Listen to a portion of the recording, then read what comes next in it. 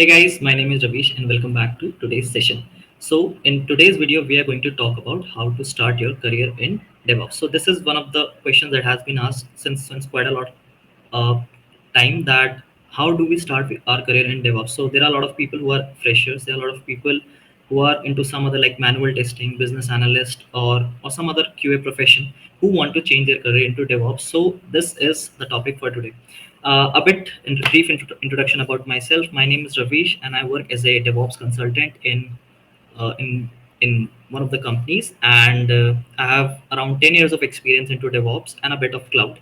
So I started my career as a developer. I worked there for around 3 years, and after that, I started learning more about DevOps and technology related to cloud. I started my career from Azure. After that, I worked for AWS, and today I've worked for GCP as well. So it's a bit of everything that I've worked upon. All right, so let's start the topic for today. So if you can see on my screen, the topic is how to start your career in DevOps. So let's talk about the agenda for today. So the first thing that we are going to talk about is what exactly is DevOps. So that's the first thing that we're going to talk about, because moving forward, we have to have a basic idea that what exactly is DevOps over here. All right. Then the next thing we are talking about is why DevOps. Why do we need DevOps in our daily life? So that would be the second thing. After that, we'll be talking about the DevOps workflow. How does the company these days, how the organization these days work on DevOps. All right. After that, we're going to talk about from where to start your DevOps journey. So we have divided into phases: in first phase, second phase, and third phase. And if you follow exactly what is being told in these phases, you'll be able to learn DevOps very easily, and you can distribute some time, like 1 month, 2 months, or over a period of 6 months. You can distribute it, and after that, you'll be able to learn it. All right. And at the end, we are going to take the question and answer. So if you have any question, feel free to comment below. Feel free to drop your comments below. All right. So that we're going to discuss. So let's get started. So what exactly is DevOps? So DevOps is a combination of two things: development and operation. All right. So if you can see on this screen, this is your organization, what you do, what you build, you test. There is a delivery pipeline between the customers and your company. Take an example of any application. The like WhatsApp is one of those applications that you generally use on a daily basis. So what happens is, this is your company, and let us say that you're working in WhatsApp. All right, so what you're going to do over here, you are going to send a release to customers. You have to send a new feature to the customer. So what you will do, so the people in the company will build some code. You have to run some test cases on it, and then you'll release it to the market. And after that, once you start using it, you'll give some feedback, and then we as a DevOps engineer have to monitor it and then plan it accordingly for the next build. All right. So if you talk about Amazon's definition, it is something like DevOps is a combination of cultural philosophies, practices, and tools that increases an organization ability to deliver application and service it at high velocity, evolving and improving product as a faster pace than organization using traditional software developments and infrastructure management processes. So this speed enables organization to better serve their customers and compete more effectively in the market. So this is a basic definition of DevOps. All right. So let's talk about why do we need DevOps. The first thing is fast. It enables faster development, deployment, and delivery. So let's take an example of a developer who is working on some kind of a feature, and whenever he wants to test his application, what he'll do is he'll just add his code into some kind of SCM. So what exactly is SCM? It's source code management, and then we are going to talk about more later. But for now, you can just understand what an SCM is: a place where you put your code. All right. So that developer is going to put his code into an SCM, and after that, we as a DevOps engineer will take care of it, and then he can just put that code.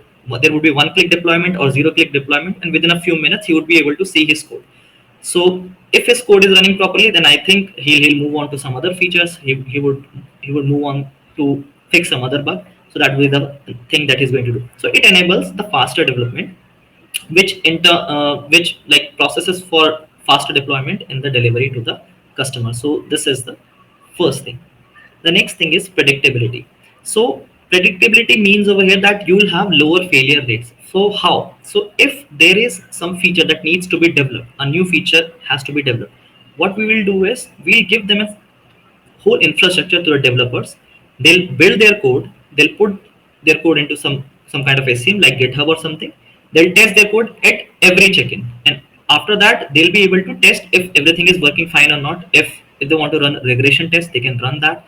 If they want to test the single module or single application that they have been working on, they can test that, and that can be tested, and you can find out that there is no error, or whatever the error is, that can be fixed. So it is very much essential for the lower failure rates, and that is for predictability.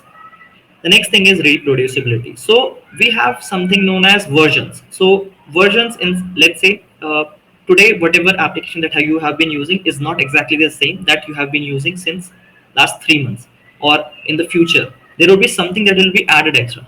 Let's take an example of WhatsApp again. So people who have been using WhatsApp since last 5-6 years, they know that previously when it was introduced, there was only one thing that you would be able to send only messages. Now you can have a voice call, now you can have a video call, now you can send videos, you can send a lot of stuff, links, you can start your stories, you can put some status and then share on YouTube and stuff. This is a lot that has been done. So this is some kind of versions, and if anything goes haywire while production, while running of the application, you can always come back to the previous session, previous version, and then deploy it. So it is reproducibility that you need to understand, we need for DevOps. All right. Then quality. Then again, this is kind of related to the second point, which is predictability, that greater quality as the code has been tested a lot.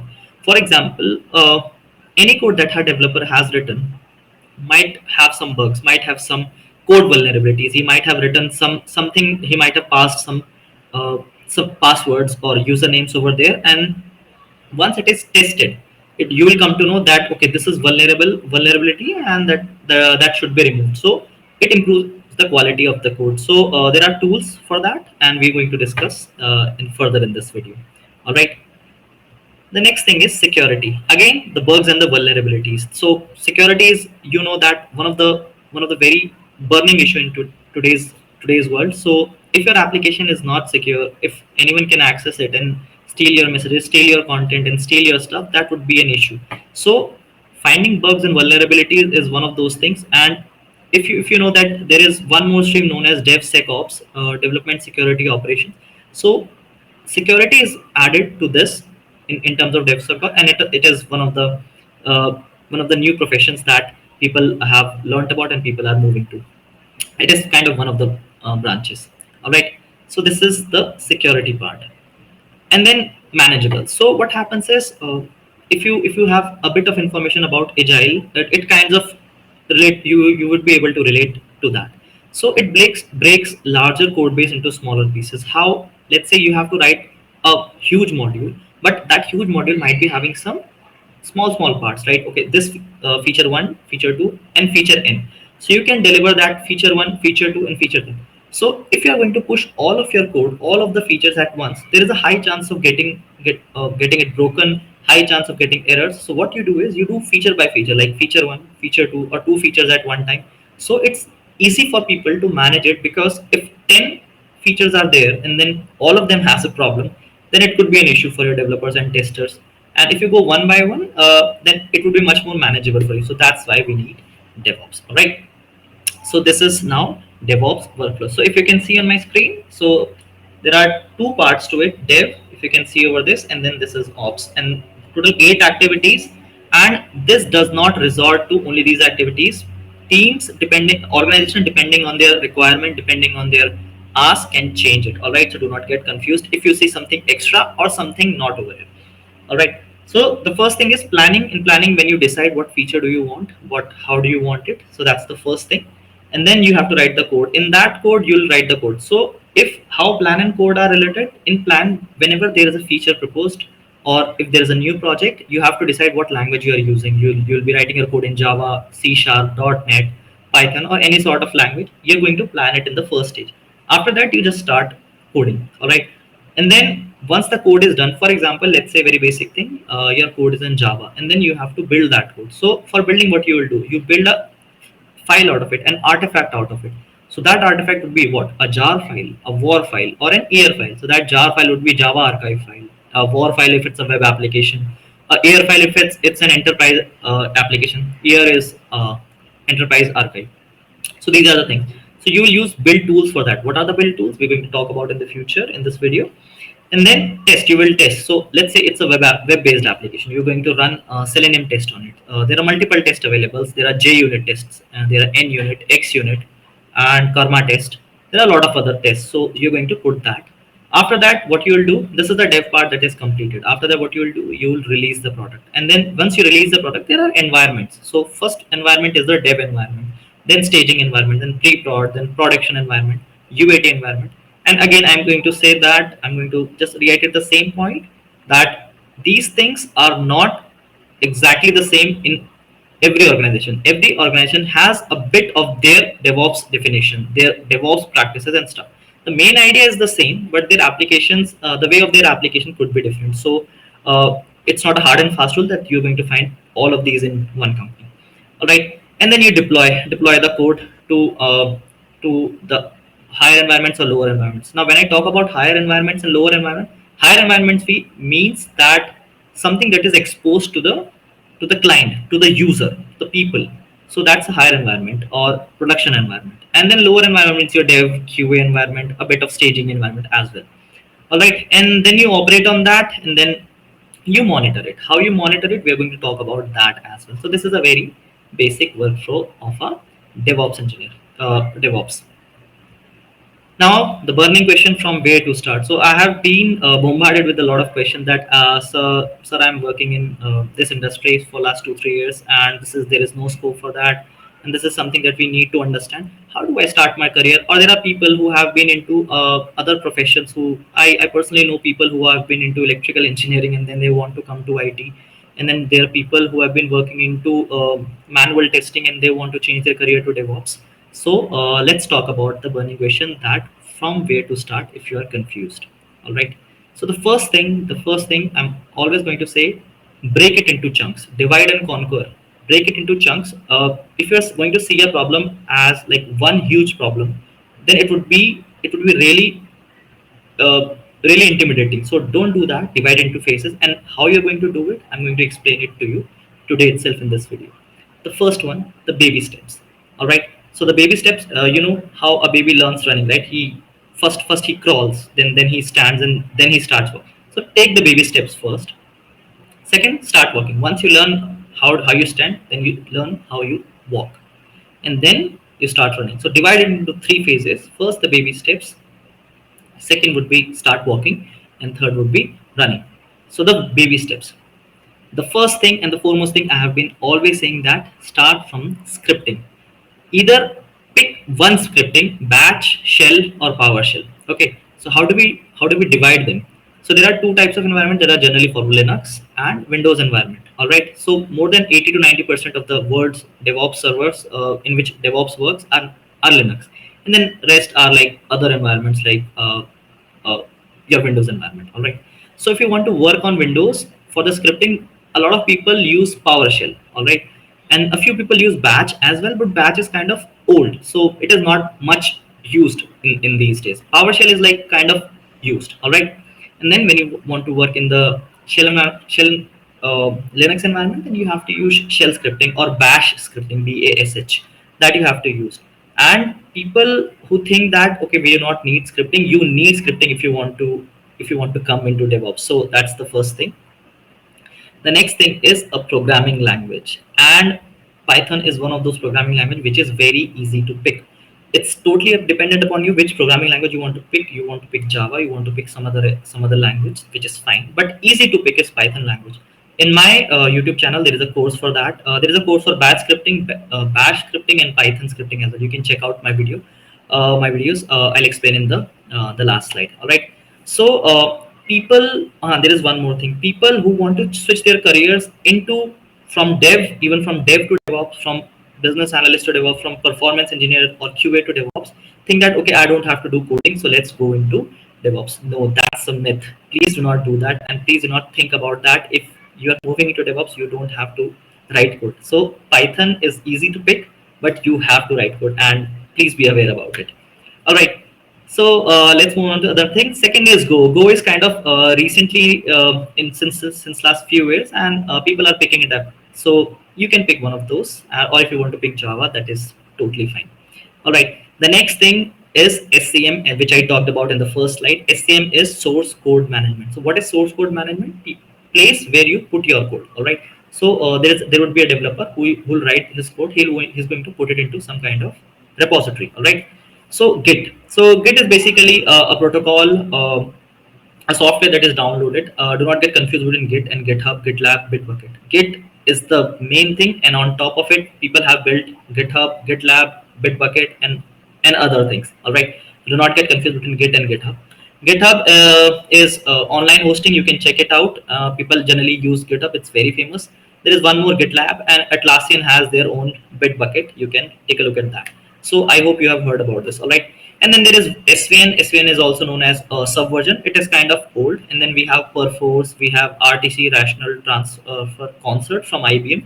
So I'm sorry if I've messed up with the full form, but RTC Concert is IBM's product that is being used. All right. So these are the SCM. So if you even know one, then it's fine. You can take a look at my channel for this course. Operating system. All right. So operating system. Obviously, you are going to work in a PC or a laptop or something. You are going to have an operating system on that. As I've already told, and will iterate that Linux is the preferred one because 80 to 90% of the servers in the world are on Linux. All right. So you can pick Linux, and if you are in the initial stage, like you are less than 2 years or less than 3 years of experience, you need to know at least basics of Linux, and how, like, Linux admin stuff, what is sudo, how to check what is stop command, what how to check which process is using a lot of memory, and this you have to have a knowledge on. And on Windows, you need to know how to run stuff. Windows is kind of a lot of people use that, but if you want to come into the field of DevOps, you must know Linux as well. All right. So these are the two operating systems that you need to know. And then build tools. So I was talking about the build tools, right? So the place, I was talking about the war file, the air file, and the jar file. Who will build it? If your code is in Java, your Maven will build it. And there's a new tool. It was named as a new tool, but it's kind of old, so a lot of people do not use it. Maven is very famous and a lot of people use it. So Maven is one of the tool. You give the goals in Maven, and then you can create a artifact out of it. All right. So these are the this is one of the things that you need to have in the phase one. And then artifact management. So now the thing is, if you are going to produce an artifact, if you are going to produce a jar file, a war file, or an air file, where are you going to put it? You're not going to just pick it up and put it in some kind of server or some kind of place, from physical place from where people will come and take it. No, that's a bad idea.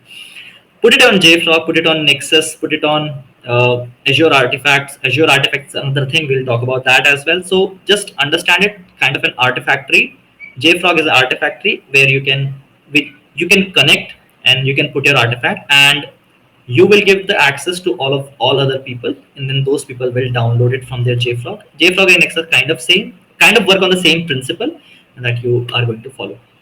All right, so this is artifact management or artifactory that you're going to use. And then CI/CD tools. So CI/CD, once you have done all these things, you start picking CI/CD tools. Now in CI/CD tools, the most famous is Jenkins. So most automation is used through Jenkins. And then we have TeamCity, again the same principle, but a different product. And then before deployment, we have Octopus Deploy. It takes your artifacts, keeps the artifact, and deploy them to the servers. It's very good software. I've personally worked on it. And then we have Circle CI, and GitLab, I think, also have their CI/CD. All right. So if you are looking for Jenkins course, it is also available on my channel. You can take a look. All right. So these are the steps that you need to follow in the phase one. So if you can just take a pause over here, you can just write down, or you can just take a screenshot over here and then save them. I would like to tell that if you have a pen and paper, then you can write it down, because it's one of the most important things that you need to learn if you want to start your career in DevOps. All right. So if these things are clear, let's move to the second phase. Okay. So in the second phase, I've already told that you have to start working. Let's talk about network and security. So network and security means you need to know what is HTTPS, HTTP, Hypertext Transfer Protocol, FTP, File Transfer Protocol, SSL, Secret Socket Layer, and then TLS, the DNS, and OSI model. So if you come from an engineering background, if you have, you must have heard about this OSI model. You must have heard about the layers, the presentation layer, the network layer, there are 7 layers, all right. So you have to study all of them, how do they work. So it is not expected if you are less than 2 to 3 years of experience, but if you go to mid senior position, people accept you to understand the networking security, because these are the things that has been asked. I have personally got the question, and if I take interviews, I also ask the same, all right. And then I was talking about the vulnerabilities and bug when I was talking, right? So this is SonarQube and checkmarks. So SonarQube and checkmarks are used for your static analysis and static analysis code test, system testing. So in that code, whatever there are vulnerabilities, there could be code smells, there could be technical debt, there could be a lot of stuff that has been piling up and you don't know about it. So these are the two software that you are going to use for the code security, the vulnerabilities, all right. So SonarQube, the developer version is free of cost, and even if you're a student or a fresher who don't want to spend money, you can download SonarQube and go through the videos, how to use SonarQube, all right. So, and checkmarks is paid, so if you're looking for starters, you can go with SonarQube. There is something known as white source as well. I'm not sure whether it's free or not, so you can take a look at that as well, all right.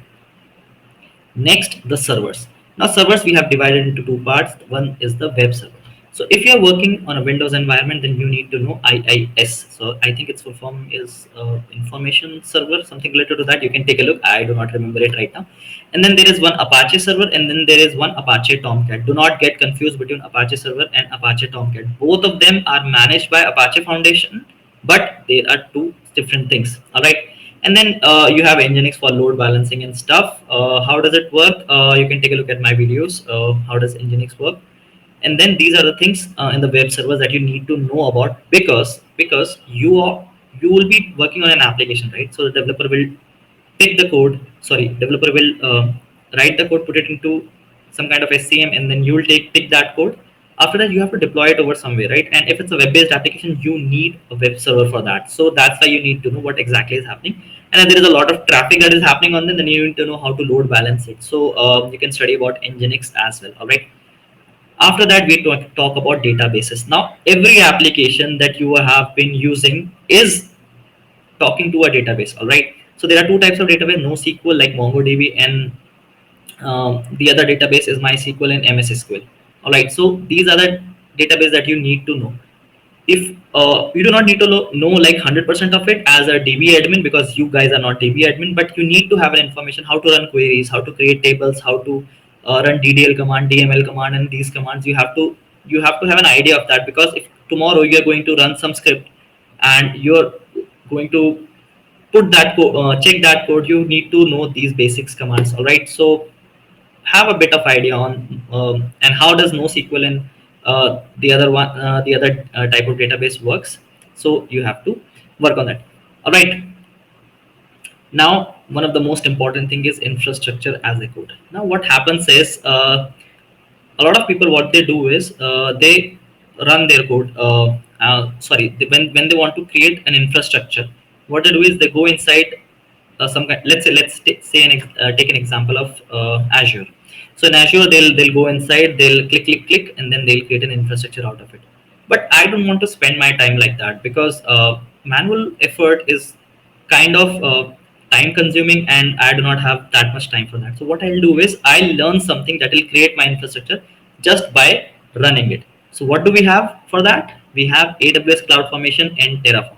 AWS CloudFormation is already, the name suggests, AWS Amazon Web Services. They provide their own native code. It's in YAML. You can write it in YAML, and you just have to write that code and then run it. You will create a stack and then run that code, and your infrastructure would be created. Now, if you'll go manually create it, it will take like 10-20 minutes, and then if you do it from there, then it will create in 5 minutes. So you will make faster. The work of a DevOps is to make things, automate things, and consume less time. So this is CloudFormation. Terraform is again the same work, but it is platform agnostic. So you can use it on GCP, Azure, and Terraform. Only a few things like provider you need to change, and a few things, and then you would be able to create the infrastructure. And this infrastructure means almost anything from EC2 server to DB, from RDS, Redis, everything you would be able to create. So I think there are more than 250 services, and Terraform has code for almost everything. If you want to study more about Terraform, you can go to the official website. From there, you will be able to see more of it. All right. So this is for Terraform. And then Azure has ARM, Azure Resource Manager, and recently they have worked on Bicep. So these three things are for separately. CloudFormation is for AWS, Terraform is for anything platform agnostic, and ARM is for mostly is for Azure. All right.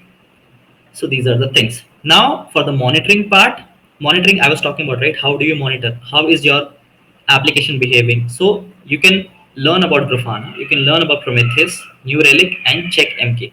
So these things will tell you how is your monitor is performing. Sorry, how your server is performing, how your DB is performing.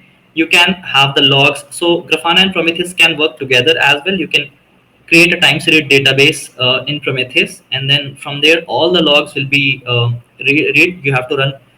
It has its I think PromQL, its own query language. From there you can just get the data and study more about the data. Okay, what is happening, and it will have type, what type of service it is running, what type of resource it is running. So it is one of the mainly used these days. And then you can direct these logs to Grafana. Grafana can read these logs.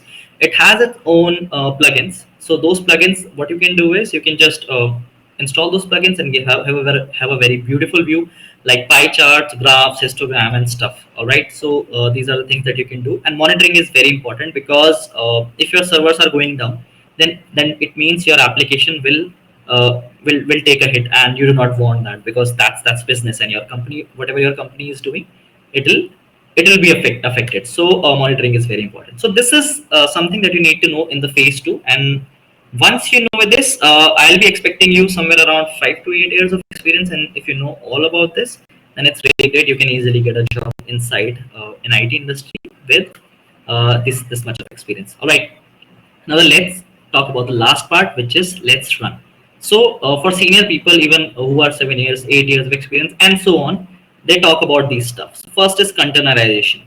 So in containerization, Docker is one of the very famous. There is one more, others as well, ext and stuff, and etc. A lot of things are there, but containerization is mostly famous these days is because of Docker. So Docker is one of those technologies that you need to know.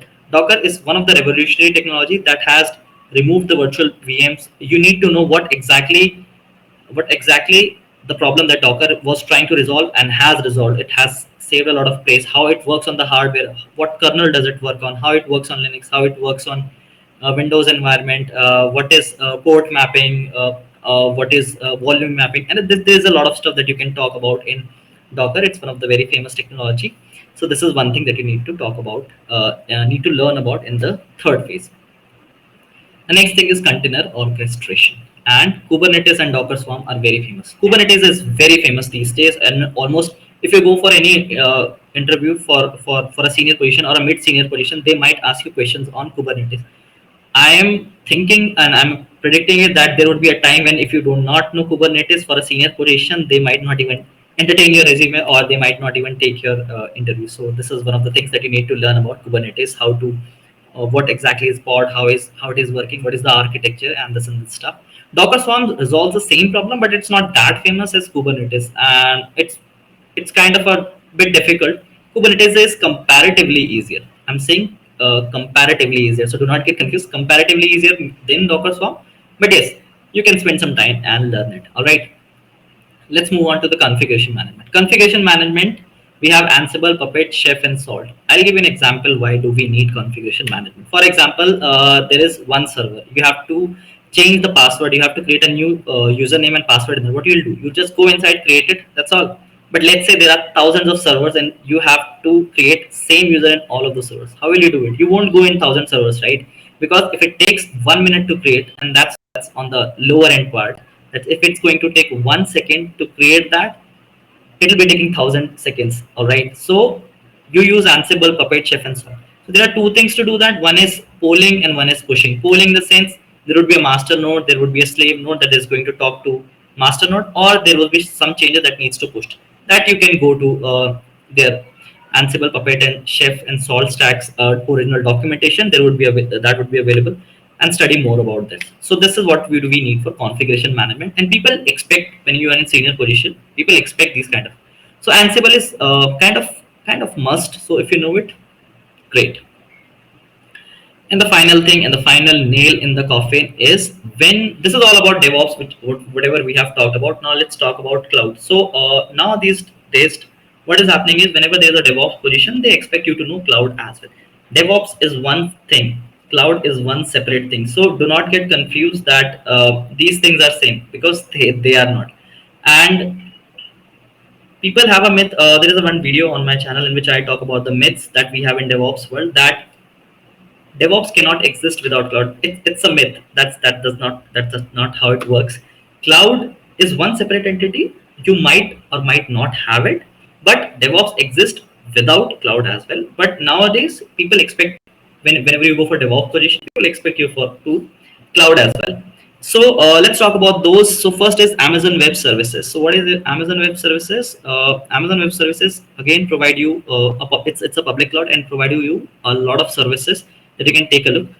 You can create an account on that. It's free of cost. You just need to have a credit card for that, and then they'll charge you one or two rupees for the first time. After that, they'll give you some credits, and you can study for that. All right, but make sure do not leave your service is open, otherwise it's going to deduct the money. First it will go from your credits, then will go from your pocket. Okay, so be aware of that. Azure is again the second one, very famous. AWS is the most famous one. Azure, and then we talk about GCP. GCP is Google Cloud Platform from Google, obviously, and then Azure is from Microsoft, and AWS is from Amazon.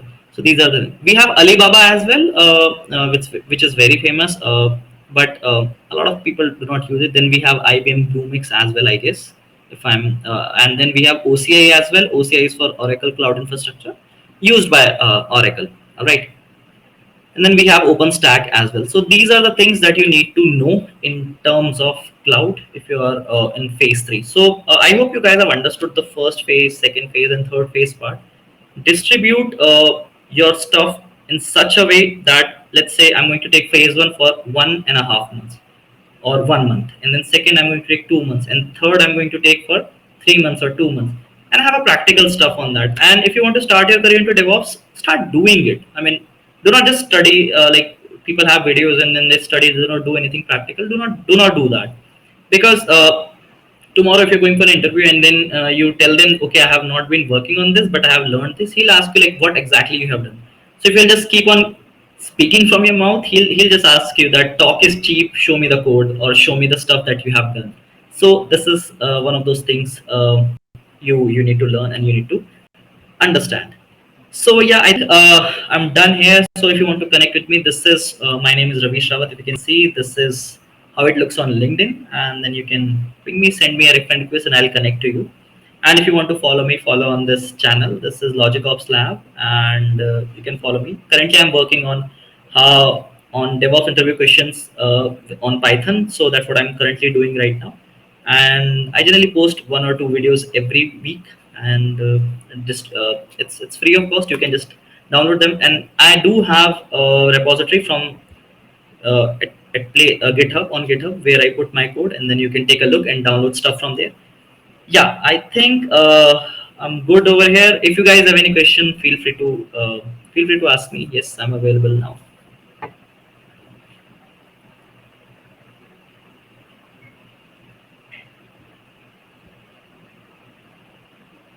Okay, so the first question that has appeared on my screen: how to get DevOps job without experience? Okay, first of all, never believe if someone says that someone is going to give you a DevOps job without experience. If you're a fresher, there is a high you won't get a DevOps job. But it's not like that. It's not like that that you cannot get a chance. What exactly happens in the fresher case? People who were fresher, I have hired them without experience, but not experience in the industry. But what you can do is, you can, whatever phases that I have talked about, phase 1, phase 2, phase 3. I do not expect you as a fresher to know everything in phase 2 or everything in phase 3. I do not expect, but you need to have what exactly is a DevOps mindset, what is an SRE mindset. How do we do? You need to know a bit about branching strategies, things people talk about. You need to know what exactly is Git, basic knowledge of Git. You can learn this Git within second year or third year or fourth year of your engineering, or if you are from MCA background, you can learn even from that. So if you are applying for a DevOps job without industry experience, then you need to at least have phase one in your bucket. Okay. Do not go like saying, okay, I do not understand what exactly is Git. Oh, I came to DevOps job without knowing that I don't need any kind of scripting or DevOps experience. Oh, I thought that DevOps would be easy, so let's apply to that job. So that's not the thing, guys. So if you want to get a job from DevOps as a fresher, you need to know at least the phase one, and I will be more than happy to entertain your resume if you know that. But if you're expecting to get exactly the developer DevOps job when you're fresher, that does not happen. I'll tell you in a scenario why it does not happen. So what happens is, if you're a fresher and you do not know anything about it, you do not have any sort of training in that. If I take you in my team, and tomorrow, if I gave you some kind of server, let's say it's highly unlikely to happen, but if I give some kind of access to the higher environment, and if you messed something up, so that will come on the lead, that will come on me, that who has given you the access for this. So in order to have a DevOps job, DevOps job is different from what you do on development side. It's different from what you do on the QA side. Okay, development you can start on any day, but for DevOps you need to have some practices that people need to know. So I think if you want to get a DevOps job without experience, you need to build a profile, at least have a GitHub account in which you are writing the script. You need to know about TeamCity, you need to know about Jenkins, you need to know about Git and how the workflow. Create a project, put it on GitHub, and at the time of interview, show it, flex it, that okay, this is the project that I have done, this is the project that I have done, this is the artifact that I have created, this is the artifact. I'll be more than happy and more than amazed that if as a fresher you have done this, I'll be more than happy to give you a job, DevOps job, without the industry experience in my company. So any other questions?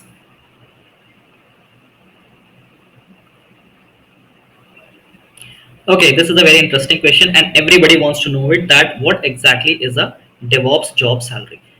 And right now in 2022, the market is very hot for DevOps. Okay, so I have personally known people. So let's just divide it into subsections. Okay, so 1 to 3 years, 3 to 6 years, and then 6 year to 8 years, and after that 10 years. All right. So in 1 to 3 years, if you go for a service-based company, all right, you already know that what is service-based company and what is product-based company. You already know an idea. If a mass recruiter hires you, I think they will give you some 3.1, 3.2, 3.75 lakhs. Okay. And then they train you, like companies who train you on stuff, and then they give 3 lakhs or so. Let's not talk about that. All right. If you're going in a startup or something as a fresher, learning these tools, and then within 6 months to 1 year, you started learning almost everything, you can get up to 4 to 6 lakhs very easily within 1 or 2 years of experience. All right. Then you move from 3 to 6 years of experience. I've hired people in other companies. I've taken interviews in other company who has got up to 15 lakhs at the experience of less than 6 years. 15 lakhs at the experience of 6 years. So this is what I have had. After that, when you talk about senior positions, like from 7 years to 8 years, it starts from 15 lakhs and it goes till 40 lakhs easily. So people who have been thinking that okay, how much I can grow in SRE or in DevOps job, from 8 to 12 years, you can easily look for 30 to 40 lakhs and even more than that. And once you become an architect out of it, DevOps architect plus cloud architect, the opportunities are huge, seamless. I mean, you can crack up to 50 lakhs, 60 lakhs or something. So it totally depends which company you are applying. It totally depends what skill set do you have. And as I've already said, I'll reiterate it. Every company has their own definition of DevOps or an SRE. SRE is Site Reliability Engineer. All right, it's a word coined by Google. So every company has their own definition, and a few companies call people DevOps because they just click on Jenkins and the build will run, and they'll get the result. From 1 to 2 years, 2 to 3 years, this is fine. But if you want to grow into this field, this there is phase one, phase two, phase three, which I talked about. You need to learn, and then salaries are seamless. I'll just again reiterate. If you're like 2 to 3 years, up to 6 lakhs, you can easily go. At somewhere around 5 to 10 years, you can easily go till 30, and after that you can go 40, 50, and totally depending on your company.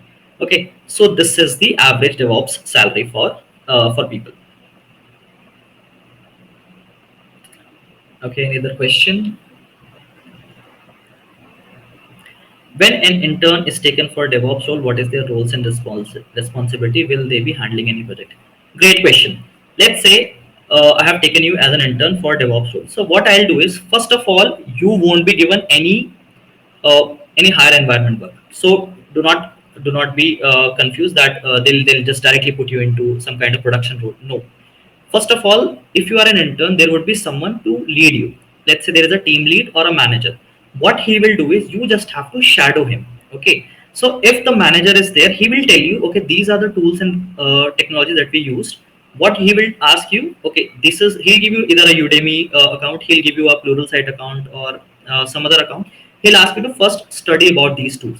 So let's say if you are a fresher and do not know much about it, I'll just give you these tools and technologies, and I'll ask you, like, within 1 or 2 or 3 weeks, please study all of them and be ready. And after 2 or 3 weeks, once you have done with it, I'll explain you the whole project. There will be project KT. In that KT, I'll ask you, okay, this is your roles and responsibilities. So if you are intern and you want to have a roles and responsibility, so the first thing would be monitoring in terms of, okay, this is the Slack channel. Slack is again something through which we talk inside a company. It's something like Skype, something like Teams, something like Google Chat and Google Hangouts, something like that. Okay. And they'll ask you to monitor stuff first understand how the system works, and then they'll give you access for their GitHub code. In GitHub code, what they'll do is they'll show you, okay, this is the code, and just try to understand, because there would be already existing pipelines, and they'll ask you, okay, this is the pipeline, this is the first step, what is happening, checking out of code. Second step, what is happening, building of code. Third, what is happening, testing of code. After that, deployment. After that, release. So he'll ask you to understand stuff, and once you are there over for 6 months to 1 year, they'll ask you to, the manager or the team lead will ask you to shadow you. So for example, if I am the team lead and you are a DevOps intern under me, what I'll do is I'll do the deployment and I'll ask you to follow me. Follow in the sense, you just have to wait and watch what is happening. I'll just do tick, tick, tick, and this is what is happening, this is what is happening. And either I'll record a session, or either I'll ask you to have a pen and paper. And then after that, you just have to write what exactly I did. 2 to 3 times I'll do. In the fourth time, I'll ask you to do it and I will follow. So I will shadow you. So you will start doing, and then at every step you can confirm, okay, Ravish, this is what I'm doing. Is it correct? I'll say yes. You go forward. And 2 3 times after explaining you, I think from fifth or sixth time you would be able to do the deployment. And this comes over like 1 year, 2 years, something. So as a DevOps intern, these would be your DevOps roles and responsibility. One more thing, you need to know how we have our branching strategies, how we use dev branch, how we use master branch, release branch, how many branches do we have, how we do feature branch, how we do back merge. One very good question people get asked in an interview, that what is the branching strategies in terms of when your code goes for a toss in the, goes for a toss means failure in the production environment. How will you do it? Will you cut a branch from dev? Will you cut a branch from production? So these are the roles and responsibilities that an intern needs to know. So do not worry about it. As an intern, you learn a lot, and after 1 or 2 years, you have given production-based responsibilities.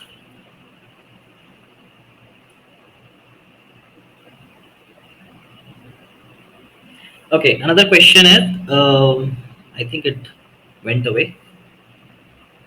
Should one complete learning all tools at once and then start giving interviews? What do you suggest? Okay, good question. As I said, that if you have already divided your work into your learning into phases, phase one, phase two, phase three. So there is something known as connecting the dots. Okay. Now, how do you connect the dots in in DevOps? First, learn a scripting language. Just do scripting work. Do not learn anything because you will won't be able to connect the dots. Learn scripting, finish it in 1 week, or if it's easier, then you can. If totally depends on how much hours you are putting, how much grind you have in yours, how much hustle you can do. So give it 3 4 days. After that, learn another scripting language. After that, learn another programming language, and then learn build tool. After that, need to learn Jenkins. Once you learn Jenkins, you would be able to create a project, and all of these things, all of these dots, this build was a dot, your scripting was a dot, your Python programming was a dot, this was dot. So you will connect all the dots, and then you will understand the process of continuous integration and continuous delivery. So if you're someone who is just starting, do one thing at a time. Even when I was a fresher in terms of DevOps, not exactly in terms of fresher in the industry, I thought that okay, I can learn stuff into that. And a lot of people, what they do is they create some kind of timetables in which they okay, 15 days I have, and then what I'll do is I'll do this in 15 days, I'll do this in 5 days, 5 days, and I'll be a DevOps engineer. No, that does not happen. So this is what you need to learn, and I think within a period of 2 months, for an entry level or 1 or 2 years, you would be able to start giving interviews. Now, before giving interviews, there is one very famous saying that victory loves preparation. So if you want to be victorious, if you want to be victorious in an interview, start looking for videos in which DevOps interview questions are there. Start looking for just Google it out questions, and then try to do a mock interview. Mock interview in the sense, someone from the some of your senior can ask you interview. You can stand in front of mirror and then start talking. Okay, what is Git? Okay, how does Git work? What is Git merge? What is the difference between Git merge and Git fetch? How will my branching strategy will work? If there is a failure, how will it work? So take a period of around 1 or 2 months in which prepare at least phase one, and then start giving interviews.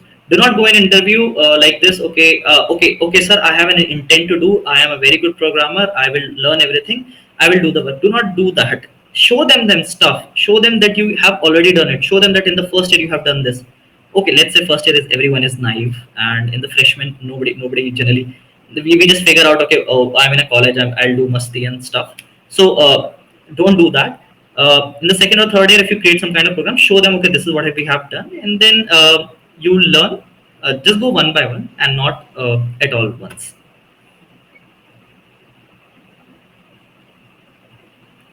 Okay, any other question? What do you tell women getting into a DevOps job after a career break?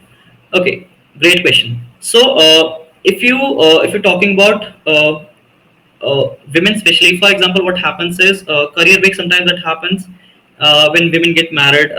They get some kind of maternity leave, and after that they take care of the child, and after that there is some 1 or 2 or 3 years of gap inside that. Again, the same process. If you want to go inside DevOps, create the phases and divide the time period. Okay, you have to have a goal. Do not dream about it, just have to have a goal that within a period of 5 months, within a period of 6 months, depending on your for example, like if you have to take care of a child as well, and when the child is young, you have to take a lot of care of the child, sorry. And then what happens is there is a lot of distraction that happens. So design a period. For example, if you're married and then you have a kid, give it to someone else. For example, you can give it to your husband, you can give it to the in-laws and stuff. They can take care of that for around 1 or 2 hours, and then in those 1 or 2 hours just study. Do not have any sort of distraction. And you already have a career break. In that career break, just start making a portfolio out of it. 3 to 6 months. In those 3 to 6 months, what you can do is create all those scripts. So even if you write 1 plus 1, even if you write a plus b, write that in a proper program, shell file, that batch file, or that PowerShell file, put it on GitHub. Create a repository, put your code over there, because at the time of interview, you can say, okay, this is the career break that I have took, but in the last 1 year is too much. I'm saying within 6 months you can get it. I have done this, and I'm ready to roll in the world of DevOps. You need an opportunity. And there are people, if the guy is genuine, if the interviewer is genuine, because I think if you're already on a break, then you would be uh, what do we call that, is immediately available. And then immediately available people are given preference on that. So if you can show them that okay, I have taken a break of 1 year, 3 years or something, then you can easily show them your portfolio. Okay, this is what I have done, these are the scripts that I have run, these are the code that I have written, these are the project, this is my war file. Even if I can show you something running on my desktop. So when you give an interview, share your screen and show them, okay, this is what I have done, this is the project. And once the people who are interviewing you get inside that will look the application, they will ask question on that. So you can just create an environment out of it that people will start asking question on that, and you will definitely get hired. It does not depend on your break. It will depend how much grind you have done in the last 6 or 4 months. So women who have taken break due to any sort of urgency, even not women, even men who take some kind of sabbatical for like 6 months, 1 year, and then they want to come back to some other profession, because Technology moves very fast. Within 6 months, within 1 year, a lot of things get changed. All right, so you just have to be aware of it. Create a portfolio on your GitHub, and then you can easily move to a world of DevOps. Okay, job portals you suggest for DevOps and cloud job. Okay, so if you are working in India, and the most famous one is Naukri.com, and Naukri.com has a lot of jobs. Even it's one of my portals that not my portals, one of the portals that I have applied to, and the other one is LinkedIn. LinkedIn is kind of my favorite. Why? Because the JD is almost clearly written, and a lot of things are like whenever you want to apply this, just take your resume from there and put it on website. You don't have to do tuck tuck tuck tuck and fill everything. So in fact, it's very easy for me to do that. I think a few things like this is on Naukri.com, but I like the UI part. So LinkedIn is very much, which I suppose to apply in the Naukri.com, and then there's something known as Indeed.com. It's kind of famous in the US side, and then Monsterjob.com. I think Monster Job. You can just Google it out. So these are the one of the famous ones. And if once you can see and search on those platforms on the job portals, what you can do is some of them redirects you to the website. And if you do not find any job opening in sometimes what happens is the job opening is not available on on the portal on LinkedIn or on Indeed.com, on Monster.com or Naukri.com. You can directly go to website, and then in the career section you can apply it. So that's one of the things that you can do for job application.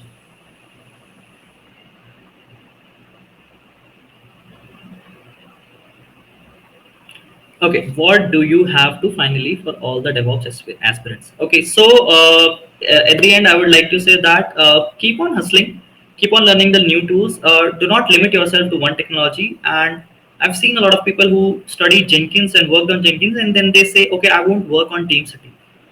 As an individual, I have worked on TeamCity, I've worked on Jenkins, I've worked on Azure DevOps, the whole life cycle. I've worked on AWS DevOps, I've worked on Octopus Deploy, and a lot of other things.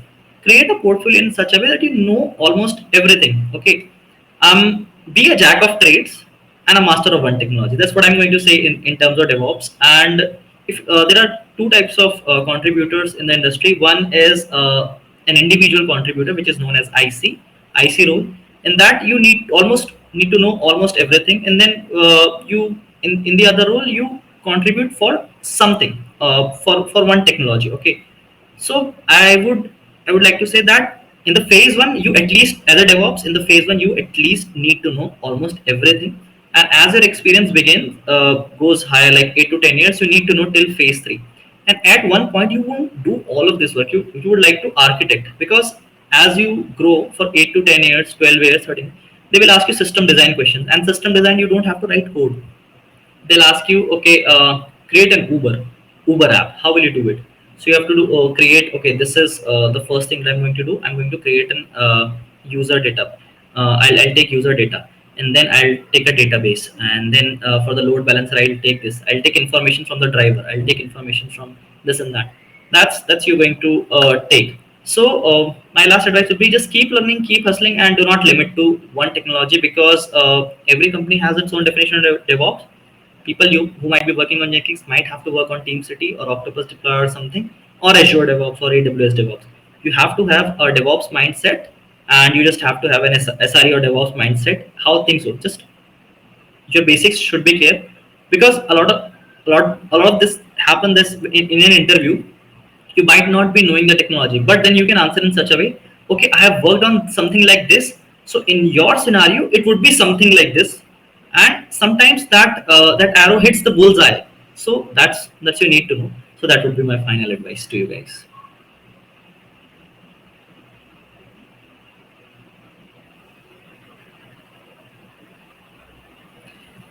Okay, I think the questions are done over here. So thanks, guys. If you have any questions, feel free to drop your comments in the comment section, and I'll try to address that. Do follow me. Do check my account, Logic Ops Lab. I make videos related to DevOps and cloud. I have a 2 year roadmap, and then in that I'll be posting more videos, almost 2 to 3 videos every week. And so yeah, So thanks, guys, and I'll see you in some other video on talking on some other technology next time.